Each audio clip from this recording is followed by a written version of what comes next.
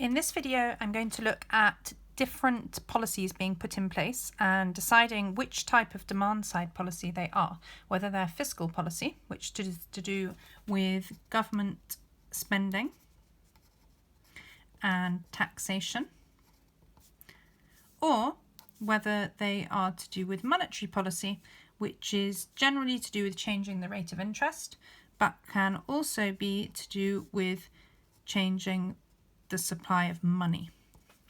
So is it fiscal or monetary policy?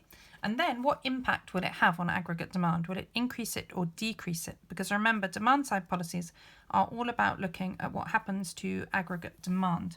And remember the formula, aggregate demand is consumption plus investment plus government spending plus exports minus imports, or net trade. The first one, interest rates increase. So this is about monetary policy. And if interest rates increase, remember, rate of interest, there are always three things. The first one, you need to look at how much people will borrow. And if interest rates go up, it's going to be more expensive to borrow money, and therefore borrowing is going to go down.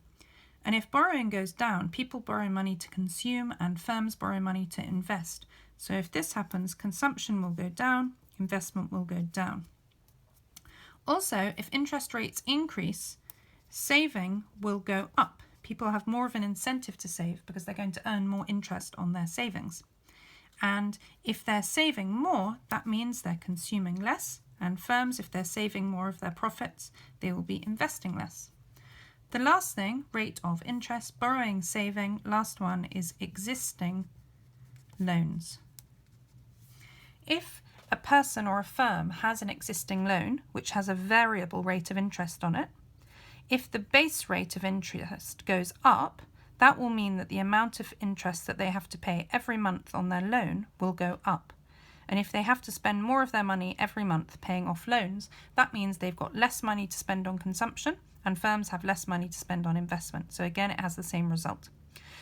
If everything else stays the same here, ceteris paribus, if that's applied, and consumption goes down and investment goes down, that will mean that aggregate demand will go down. So this would be contractionary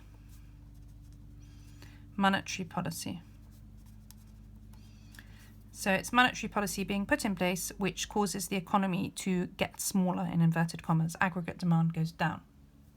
Next one, quantitative easing. Quantitative easing is about increasing the supply of money in the economy. And this is therefore monetary policy again. And quantitative easing, the way that they increase the supply of money usually is that the government buy debt, often from banks, and that when they buy the debt, the money goes from the government into the bank. And the idea is that that money is then lent to people. So it should increase the amount of money in the economy, and therefore it will increase consumption and it will increase investment. So this is the opposite of the last one. If we assume everything else here stays the same, if consumption goes up and or investment goes up, that means aggregate demand will go up. And therefore this is expansionary, getting bigger, monetary policy. This is causing the amount of aggregate demand to go up. The next one, government spending increases. So government spending, this is about fiscal policy. And if government spending goes up in the economy, then there's more money flowing around. So in the circular flow of income, for instance, government spending is an injection.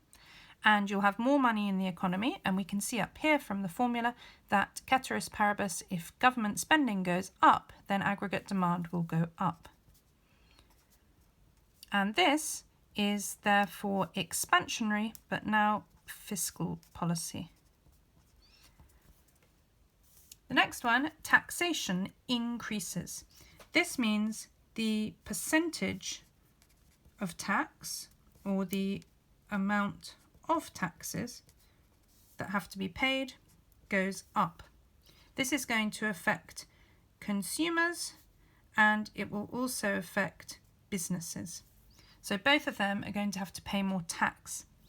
If your taxation increases, that means that for people, the amount of money that they have to spend left over after tax is going to go down, so consumption will go down. For firms, if they're having to pay more tax, investment will go down. So overall, these two things, taxation increasing is to do with fiscal policy. And if consumption goes down, investment goes down, if everything else stays the same, aggregate demand will go down. So this is contractionary fiscal policy. And I'm going to look at the last two on the next video.